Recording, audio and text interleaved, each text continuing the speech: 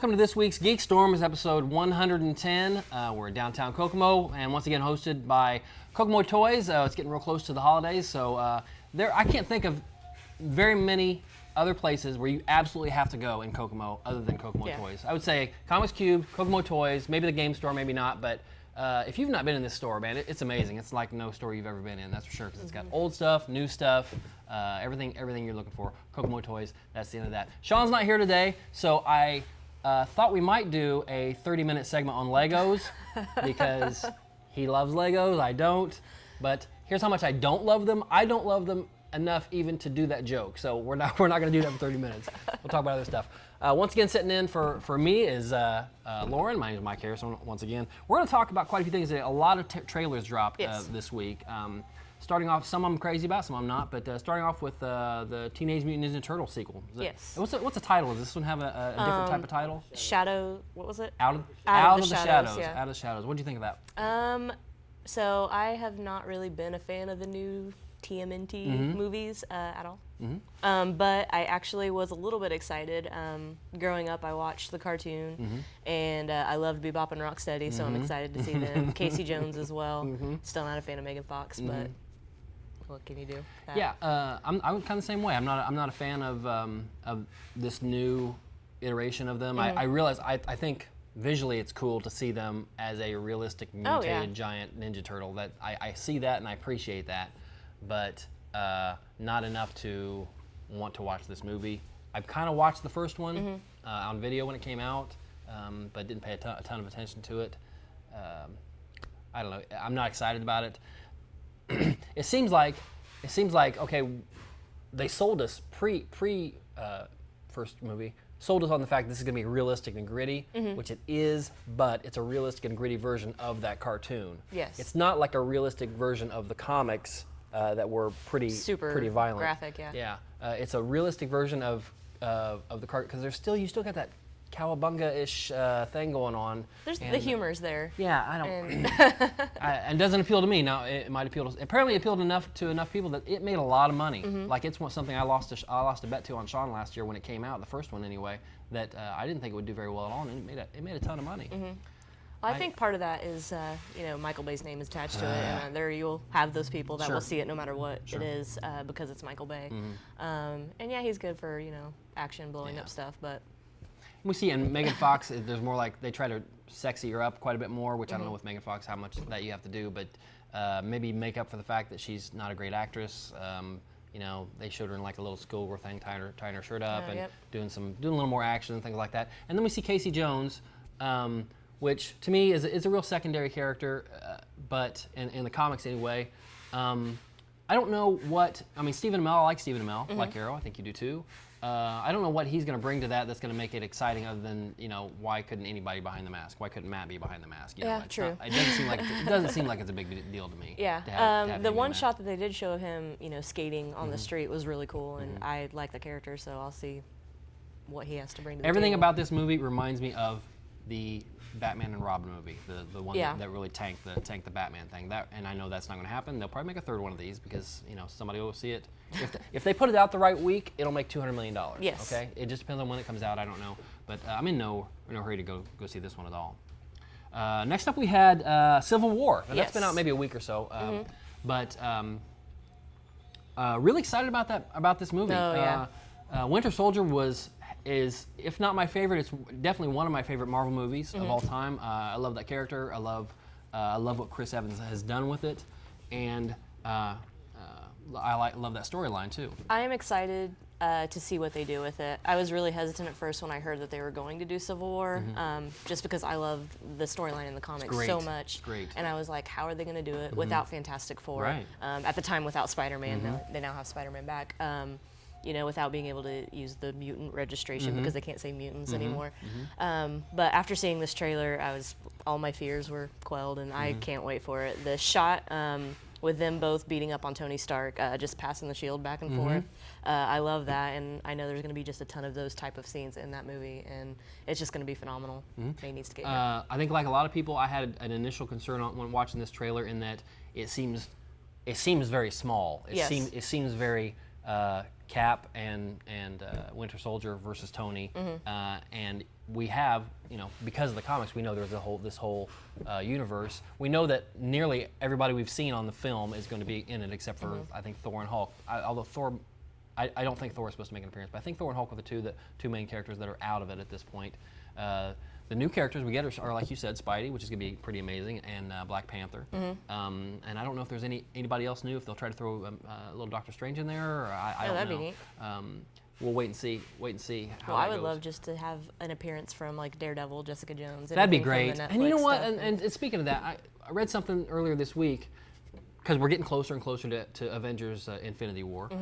And I think I said on here maybe a month or so ago, there's no reason not to have those characters in there. Yeah. Marvel, Disney owns them all, okay?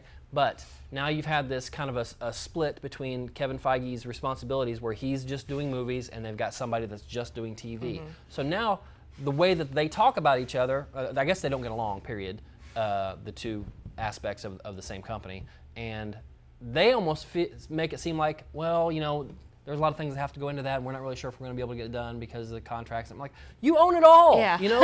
There's a guy that owns it all. I mean, is it going to take something where there's a chairman of the board or something whose little kid comes up and says, I sure would like to see Daredevil in this, and then he makes a call and it happens. Is it that easy? I would love to see those characters. Oh, yeah. I don't see, I'll say this again, I don't see any reason to do all this world building if when you have something like Infinity War come up, you don't throw everybody at it. You don't make every effort to get every character that you've ever shown us since Iron Man 1 in this thing. Yeah, true. Marvel's done a great job with that, just in general, with S.H.I.E.L.D., influencing the movies and vice versa.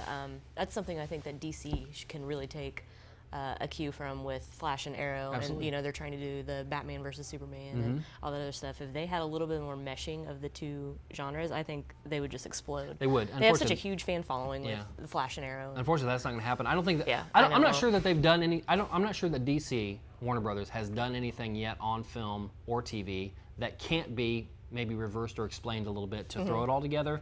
But if they did, it would definitely take maybe some retconning or something that would maybe feel very artificial. Yeah. Whereas Marvel, because they did it from the beginning very slowly, is very natural and appealing. And this is on a personal note, I have all the Marvel stuff on video and DVD, whatever, Blu-ray. And I saw this article about a guy who had put it all together onto one long supercut. And so I did it. I started and I asked Mike where I could get the software to do it, and I did that.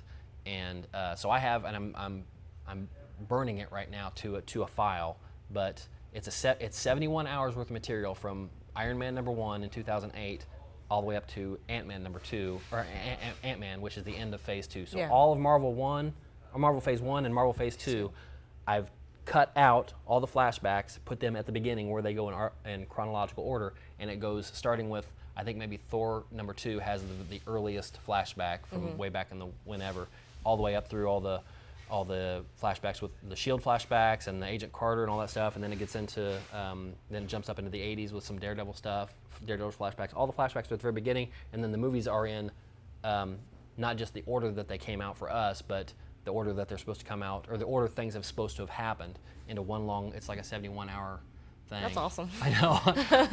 I know it's so stupid. I get it, but I can't wait to kind of watch it when it's all. That will be said and interesting done. to see. Yeah, but that's. So I'm hoping to finish that project here this week and maybe give that out as some Christmas gifts, because That'd be awesome. I can't sell that because it's copyrighted material. But it's fun little project I'm working on anyway. Anyway, let's get back to. Speaking of Marvel, a couple days ago, they just announced that for Thor Ragnarok, Cate Blanchett signed on. Who do you think she'll be? I'm guessing either Valkyrie or the Enchantress. I'm thinking maybe Hela. That's a possibility too. Because is Hela is that Loki's daughter or sister or something like that? I believe it's his daughter. Okay. Yeah. Yeah, I don't know. Maybe she's too old to look, compared to Tom Hiddleston. But anytime Marvel just does. I have not been upset yet with any of Marvel's casting. Maybe some of the choices of characters that they have put in certain roles, or in certain movies, but they've just been spot on. Yeah. And people, because these are big movies and they're event movies and they're well done, it attracts A-list talent. And you can get, I think previously, especially even with the DC movies, you can only get somebody in on something if they were the title character. Yeah. So that's the only way you get a big name in, or maybe the title villain. But you've got all these guys that y'all come in and do shoot days. Yeah. It's awesome. They're just doing such a great job. Tarzan. Now I understand you don't like Tarzan at all, so sorry. But no, Tarzan just came out. The preview just came out, and it was a long, full preview. It was one of those things where it was called a teaser, but I think it was a minute and a half, 2 minutes long. Yeah, so, it was a pretty long thing. What did you think about it? I You are a Tarzan fan. I'm an Alexander Skarsgård fan. Skarsgård fan. First and foremost, but I like the story. I like the whole pulp era, so it looks fun.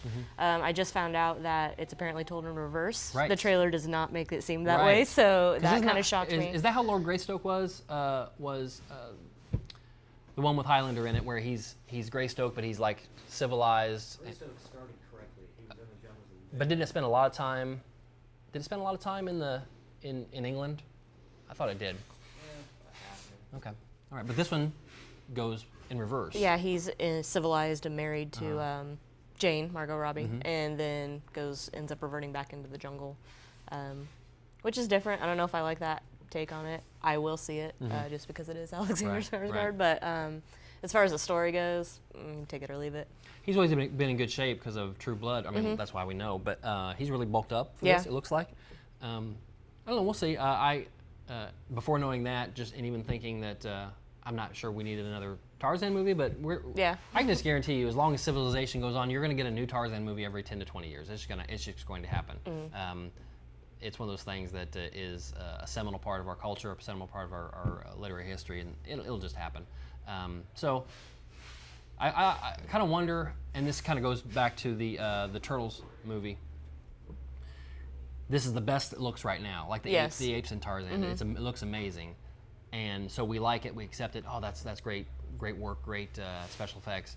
But that's what we thought when the very first Teenage Mutant Ninja Turtle movie came out in like '90 or something like that, and this was guys in suits and they were all crazy. And the same with, like, say, the first X-Men movie or the first Batman movie with Michael Keaton.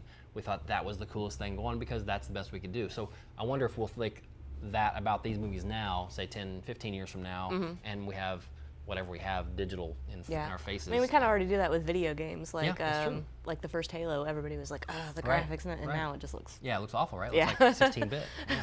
Yeah. So Tarzan, we'll see how it goes. I'll see it just because it looks interesting, but I'm not crazy about it. And then the last one, trailer we're going to talk about today is something that I just saw this morning. Yeah, it just released this morning. Released this morning. Xmen Apocalypse, and it was a full trailer. Yes.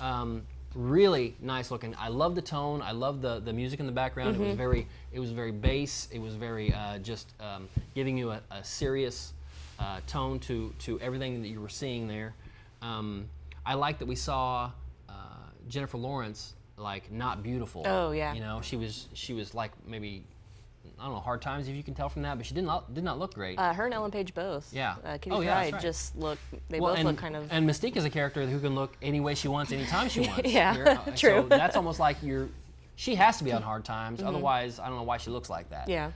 Maybe it's like an outer representation of how she feels inside. Regardless, she's back, and we get to see some more Quicksilver too. That looked awesome. There's a quick shot of the inside of the Quinjet, or wouldn't be the Quinjet, would it? It would be the Blackbird baby. And you see you see several characters sitting there, and a couple in the pilot seats, and Quicksilver's right around behind somebody, and then you get to see a quick scene with him. Quick scene, pun intended.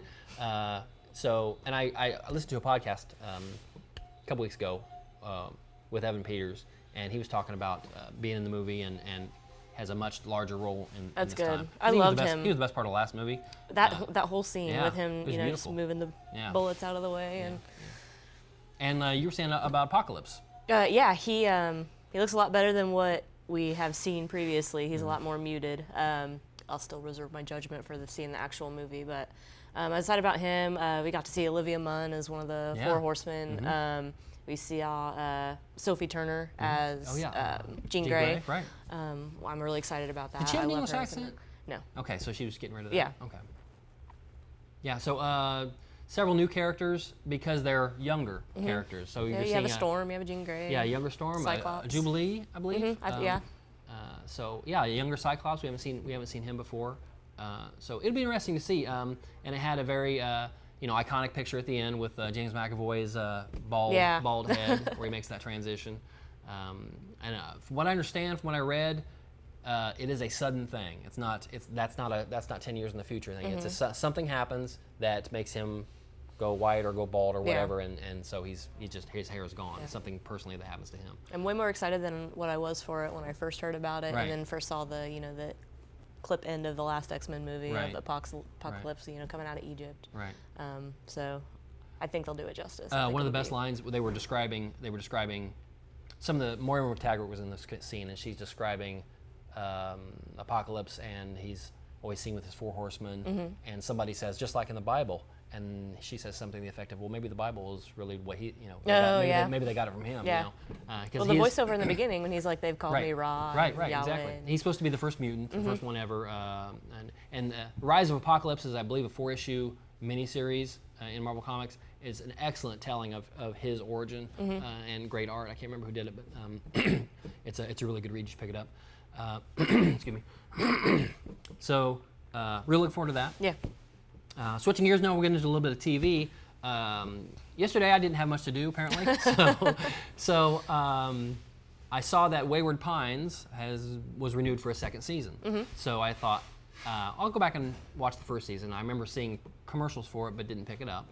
And I asked a few people on Facebook what they thought about it, and I got enough, I think even from you, enough encouragement to go ahead and give it a try. So I watched the first one, and the first one had me hooked. I wanted to see what was going on. That doesn't mean I couldn't get kicked off of it, but the first one had me hooked enough to see the second one. And I really liked it. I went from moments of being, hey, this is very original, this is very cool, to, oh, I see where they got that, and that came from that, and that. But it is based on 3 novels, I guess. And from what I understand, they went through all 3 novels in that first season. So it surprised me after I read that they were going to do a second season. Yeah. And the main character, Matt Dillon, dies at the end. Sorry if it's a spoiler, but it's last year's show, so tough. But I really enjoyed it. And you said you watched it, but you watched it as it came out? I watched it as it came out every week. And I think that's why I stuck with it. It started out really strong. I loved it. I was like, I need to watch the rest of this to see how it goes. It did kind of fizzle out, but I think that's part of it is because it was M. Night Shyamalan, and I do not like M. Night Shyamalan at all. In fact, I was watching the first episode before I even realized he had done it. I was like, this reeks of M. Night Shyamalan, just like, the little slow shot on the chair and then panning over slowly to the jail. And I was like, really? But I loved the pacing. I thought Melissa Leo did a fantastic job as the creepy nurse. Carla Gugino did a great job as well. All of the acting was phenomenal. And I love the story. And I looked at so much that I actually picked up the first book and I read it. And I just started the second book not too long ago. So it'll be interesting to see where they take it for the second season. Obviously, it'll probably be with his son, since his son just woke up, at the very end. Spoilers again. And you saw, the people hanging from the street lamp because they obviously had done something that warranted punishment. Right. So you really want to know what happened between, before he was cryogenically frozen to the time he woke up. That made it to where, they're now actually, back to the status quo and hurting people and see how that goes. My favorite part of this season as a whole was the fact that they gave us the MacGuffin, they gave us the thing, they answered 99% of the questions. Like, I think it's episode 6. It was really early. And you're talking about a 10 episode thing, so I wonder if that's a mechanic of, well, we don't know, we've got one season's worth of story here, we don't know if we'll get a second season, what we would do with it if we did. Or maybe they thought about it ahead of time. This is gonna be a 1-season thing, and we'll tell this story. Either way, it reminded me of Lost the first couple episodes. Yeah. And that mystery, something else pops up, but you give me a hint of an answer here, and then you throw in a whole new mystery I didn't even know about. But they pretty much they gave you the answer, why they're there, what's going on, what's on the other side of the wall, and I think maybe I'll say 5 or 6 episode. And it was interesting, and I liked it. The pacing, I think, is what made the show. Because I think I remember it was like around the 4th or the 5th episode, like you said. They were just like, and here's why everybody's cryogenically frozen. Right. Oh, and here, this Right. guy knows everything, and the Right. sheriff is in on it too, and they knew each other, before this whole thing happened. And it wasn't until, they finally gave you the final scene in the last 2 episodes about its year, whatever it was, Right. 200 years in the future, 2,000 years in the future. 2,000 years in the future. And I was just like, what? And then that's what made me, I was like, all right, well, I'm watching the rest of the show Right. because now I need to know Right. what went on. Yeah, So. yeah, it's pretty wild. And one kind of interesting little thing is that the guy who played the kid who played his son, okay, was kind of weirdish anyway. He was in, the guy I was watching it with, we're watching it the first couple episodes, and when we first see the things that are on the outside, those Yeah. creatures, he's like, those look a lot like the things from I Am Legend with Will Smith. I go, yeah, they kind of do.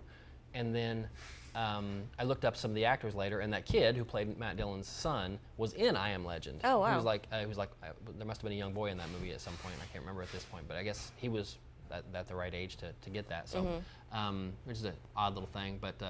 Either way, it's a good series. I definitely say check it out. I got it on Hulu is where I found it. I don't know if it'll be on Netflix anytime soon or not, but it's definitely worth a watch when you have 10 hours to kill like I do. Leftovers. Now you said you haven't watched Leftovers. I have not, but I've heard great things. It is just renewed for its 3rd and final season. So again, that's something I love when they have an end planned. They did that with. Let's say Justified. They knew a season and a half before that this was going to be the end, Yeah. or just certain shows they don't go until they're kicked out the door. So and HBO is really good at that. In some ways, they kind of screw the pooch on Deadwood when they just canceled them, weeks before they were supposed to start shooting. But Leftovers is an excellent show. It is very much like Lost and run by Damon Lindelof, who did Lost.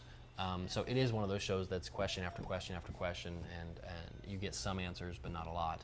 But the acting is great, and I really think you'd like it. The first season takes place in this town. The second season takes place in a whole other town. Those characters, a lot of them, just end up moving there for whatever reason. But there's still a big connection between the two, and it's really a great show. And it got renewed for the 3rd and final season. So that's Nice. That's kind of cool. What else we got?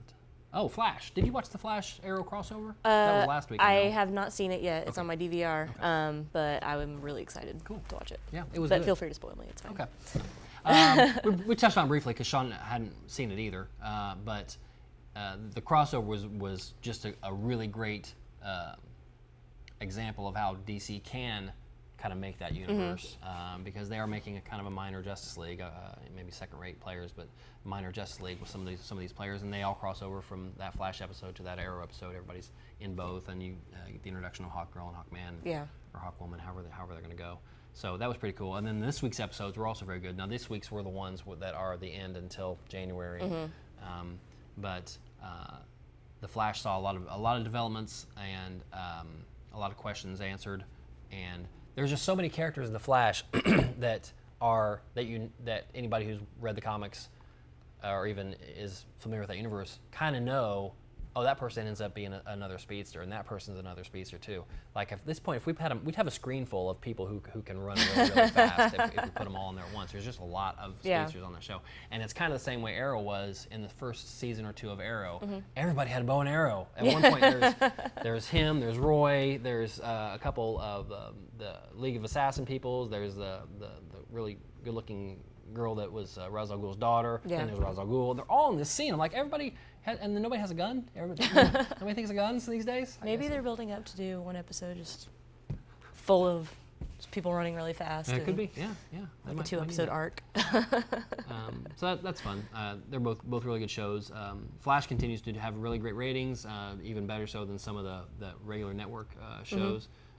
It's going to be around as long as they want it to be around, I guess. You would think that they would take some of that, charm, whatever they do, and put it into their movies. Man, you would think. It would be so easy. Okay. Instead of just regurgitating the same characters you over said and this over. other guy, Bill Smith, whoever he is going to be the Flash on the movies. Yeah. Okay. But he hasn't done it yet. Yeah. Okay. Pay him off. Give him whatever you said you were going to give him. Yeah. And put Grant Gustin in there. Yeah. Okay. It's not going to hurt anything to include these guys. It's not going to happen.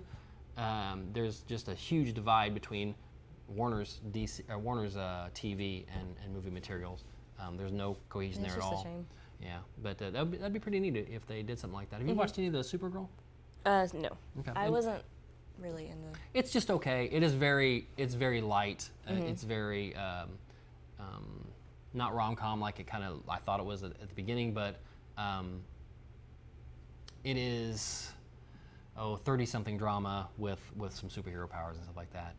The one thing that doesn't they did, appeal to me.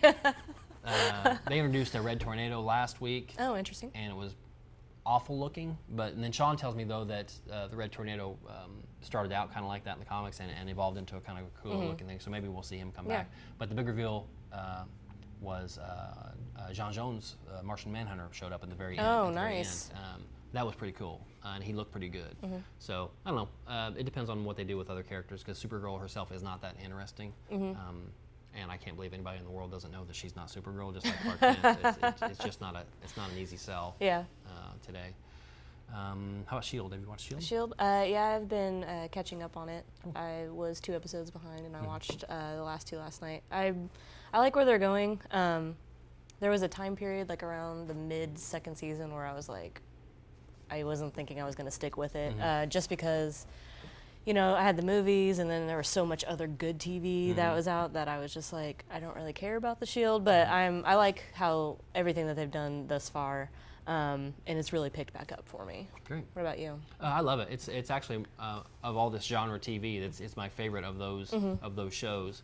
I love the team aspect. I love, and not that it doesn't have its problems, but it's my favorite in that I am compelled to understand and know more about these characters all the time, and I like what they're doing with them. Yeah. There is enough drama to keep me chained to the TV, and enough action to make me interested in sticking with the drama. So this one is not as we get at this part of the year. This one is not as entrenched into, let's say, Civil War as the previous. I think season 2 was into Winter Soldier, but there's still plenty of time for that too. We just saw the last one until because Winter Soldier is a Mayish, I think, maybe March.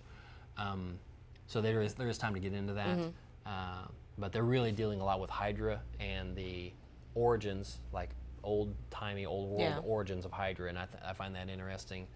I do. That's my favorite aspect. I love Peggy Carter, Oh, yeah. Agent Carter, Yeah, so yeah. much. So I think that's why I'm really into what they're doing now, just because of that whole old world, the origins of Hydra, where it all came from. Yeah, it's a good show. I like it quite a bit, and if anybody's not watching it, and I can certainly understand if people, like you said, kind of watched parts of it or the beginning of it and weren't crazy about it and sent it else way. It's gotten much better. Oh, yeah. And that happens with a lot of shows where you're not really sure how they're going to be. I remember that, and I'm going to segue nicely into the Toy of the Week. I was that with Buffy and Angel. Yeah. Buffy especially. The first ones were just hard to watch for me, and I didn't start watching it until season 3. And so I caught an episode of season 3, stopped, went back and caught the first 3 seasons. And the first, I'm like, I don't know. But once a lot of shows like this, especially genre shows, they want you need to give them time to build just a little mythology. Yes. A little. You're introducing characters, and you're not really sure. Bad TV will tell you who this guy is and what he is. Okay. Good TV will show you who this guy is and what he is. Yeah. Okay. So if you give showrunners time to build that, I think it pays off in the end. And the reason, Toy of the Week. One of my favorite TV shows of all time is Angel. And they did a funny episode, a campy episode, in which a demon comes along and changes Angel rather into a puppet. Yes. Kind of like a Muppet type style thing. And probably one of the funniest things ever on TV is this puppet Angel in a fight with Spike. They're rolling around. It was hilarious. Now, this is a collector's item, so don't be shattered by the $225 price tag here. But I'm sure it's worth it to the Buffy or Angel collector. I bet you can get it for $220. You can probably get it down to a little bit more if you wanted to.